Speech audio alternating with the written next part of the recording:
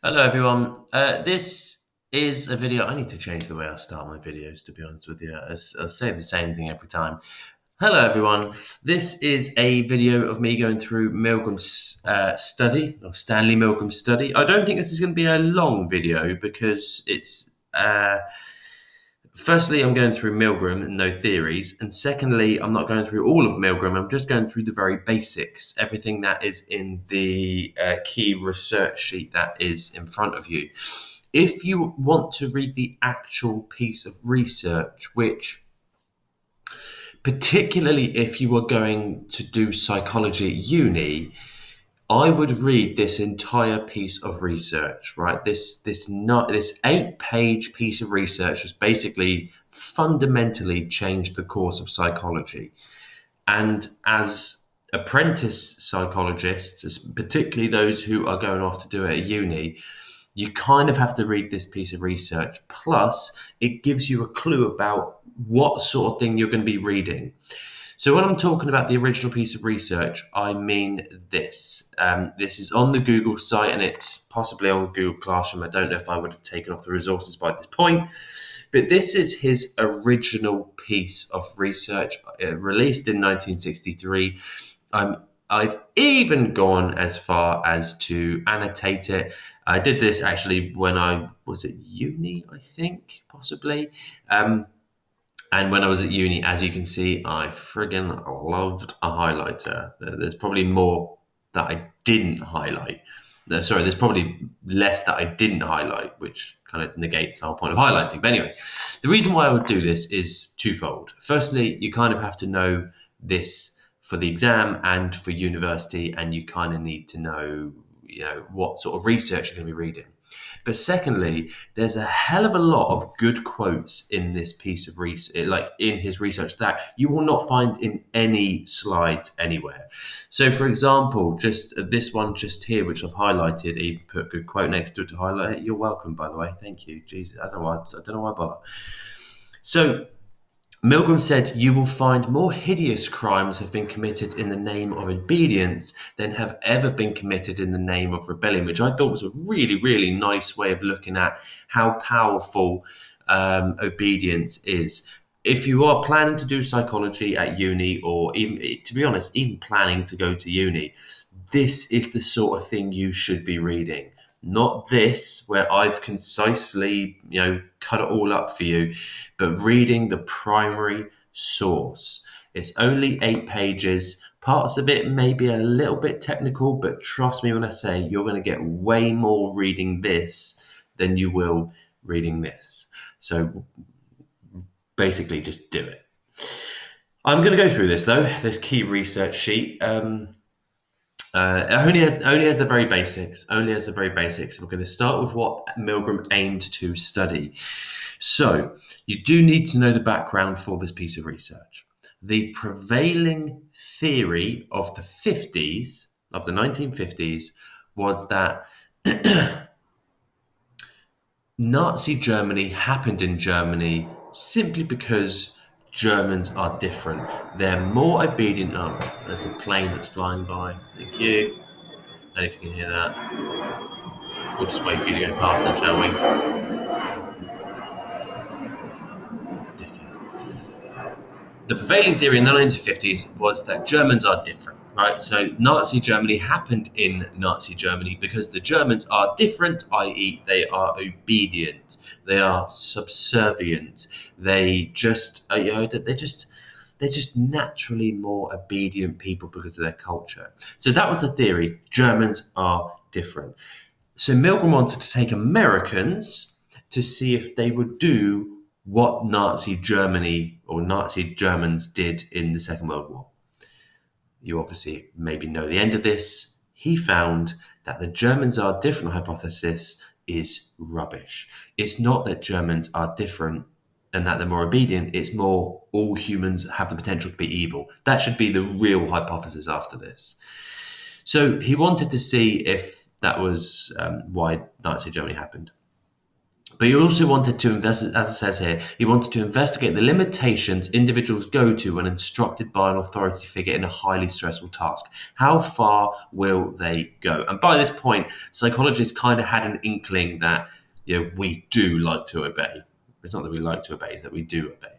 So he got 40 American males, and again, you need to know all this. Now, what I would say about this, by the way, is you do need to know the sample, and you do need to have to evaluate everything I'm going to go through today. Because Milgram is named in the spec,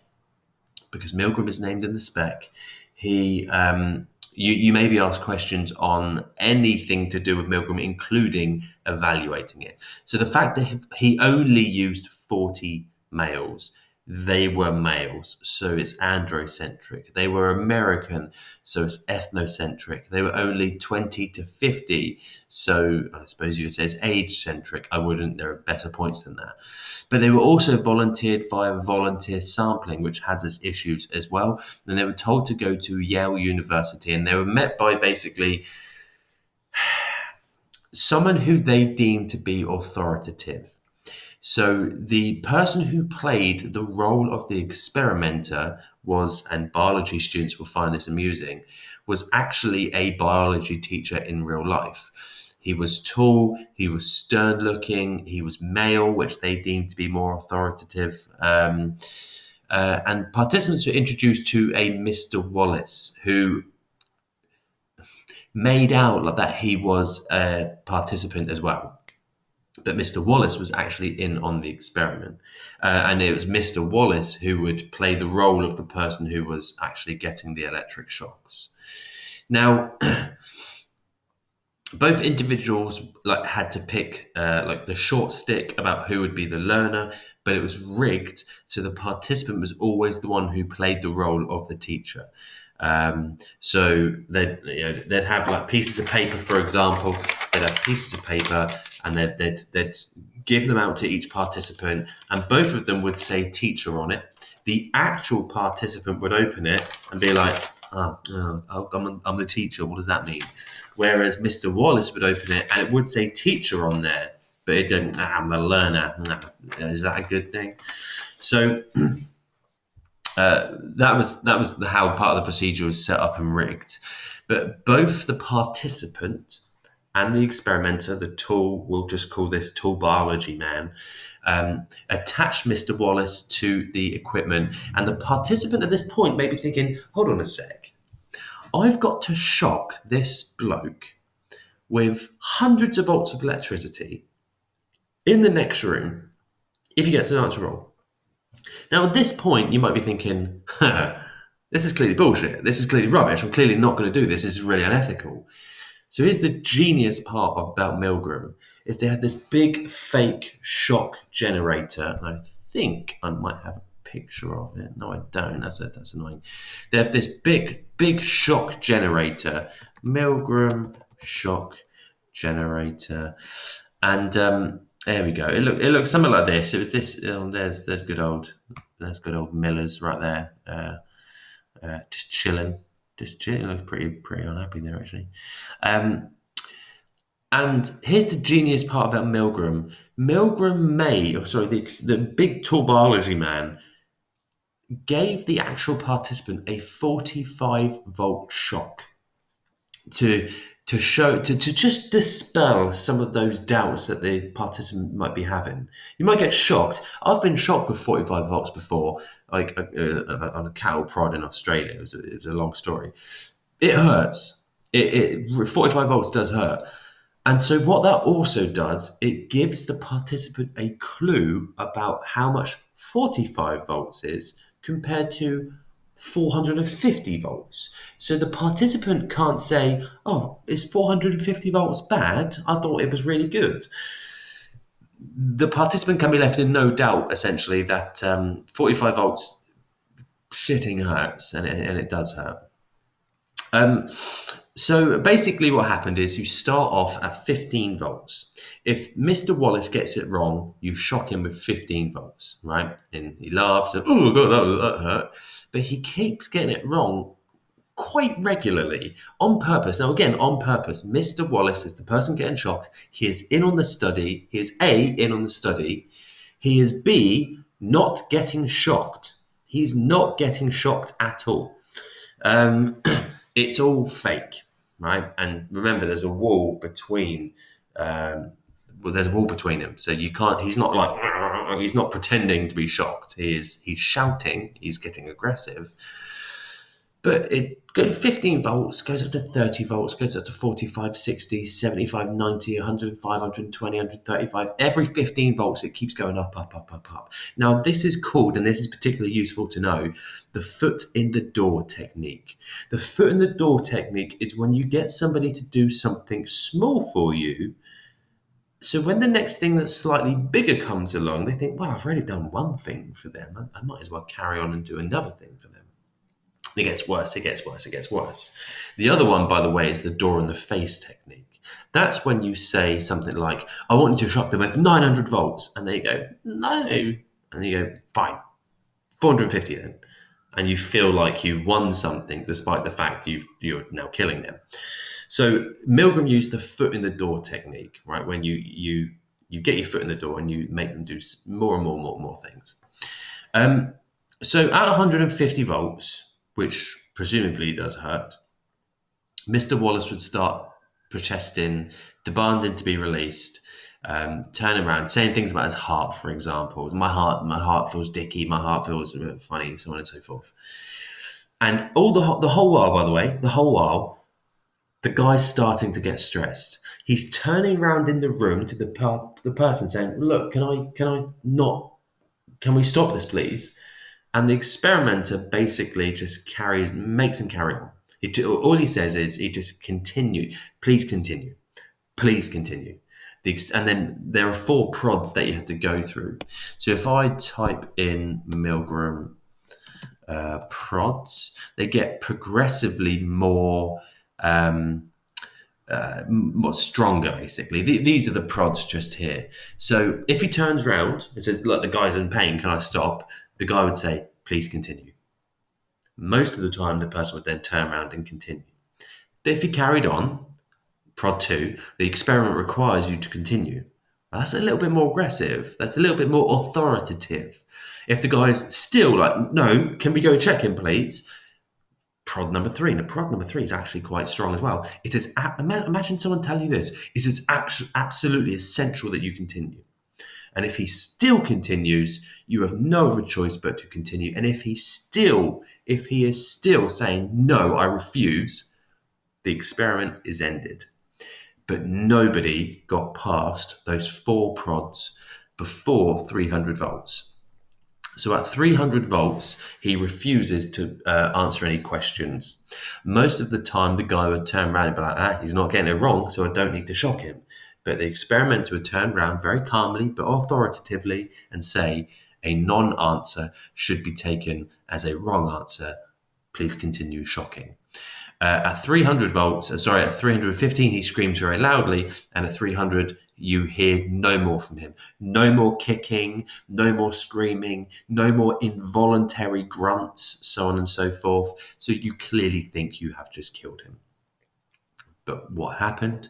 26 out of the 40 people, so the 65%, went all the way to 450 volts, and they only stopped shocking because they ran out of, well, you might argue, they ran out of electricity voltage to give them. It means that only 35% of the sample were regarded as disobedient, despite the fact that all of that sample, 100%, went to 300 volts. Now, personally, I wouldn't argue going to 300 volts and then quitting as disobedient. I would say that's pretty shitting obedient, right? That's more than a plug, by the way. A UK mains plug is 230 volts. So we're talking a massive amount of electricity. So every single person went up to 300 volts. I guess that's a quantitative, 100%, a quantitative numerical finding, but a qualitative finding, and there were quite a few actually. Many people clearly showed visible signs of stress. This suggests that they weren't happy with going along with the the obedience, the authoritative demands, but they did so because that's how powerful obedience is. Three of them had uncontrollable epileptic episodes, and only one was actually sent to hospital because his epileptic episode was so bad. Two of them were made to continue, which I'm not being funny. If that happened nowadays, SWAT would come through the window. Some people, very weirdly, showed no sign or little sign of stress. Now, it's unlikely they were psychopathic, though possible. What this probably is they were just better at hiding their stress.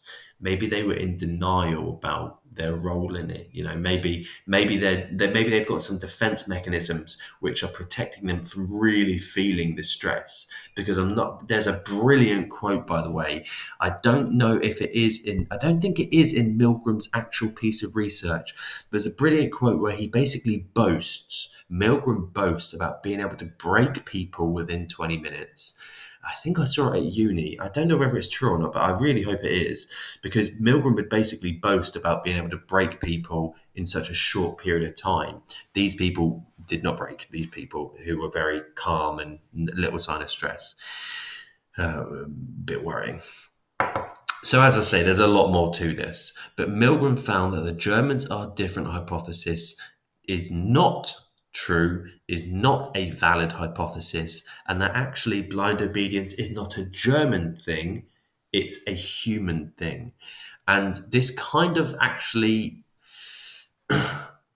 one way to put it is Nazi Germany happened in Germany because it just happened in Germany. If it didn't happen there, it apparently was going to happen at some point. That might be one way Milgram would argue it if he was still with us. Nazi Germany happened because it just happened in Germany. If it didn't happen in Germany, it could have been Nazi Austria we were talking about. It could have been Nazi Spain. It could have been Nazi Britain we were talking about. It's not a Germans are different. It's a humans are evil kind of situation. So there are a lot of evaluations you do need to go for. This has been copied quite a lot. So it's what in psychology we call a paradigm study. Paradigm has loads of other meanings, but a paradigm is basically an iconic piece of research that has been replicated several times. Milgram has been both replicated and actually the results have been replicated as well. The other thing to just note here, which I don't go through, and this is really, really important, Milgram went on to do, I don't know where I've got that stat from, about 19 further studies, but he would basically just tweak certain things. He would tweak various things. Now, this is his original 1963 study. This is the first one. This isn't all the ones he did. You do need to know what other variations he did. So, for example, he moved out of Yale University into a rundown office block. One, he got them to ring, this is a mouse, by the way, but he got them to ring the orders in. So the experimenter wasn't sat behind you, the experimenter was in another room. So you need to both know what the variations were, but also know what, sorry, I've just got distracted by the fact that my battery's going to run out. You need to know what the results from those variations were. Also, you would obviously criticize the sample as well. That is it for this video. Quite a short one, or I think it's a short one because it's only Milgram. But remember, Milgram is probably one of the biggest pieces of research you do need to know. Yeah, hope that was useful. Make sure you got a lot of evaluations down, peace out.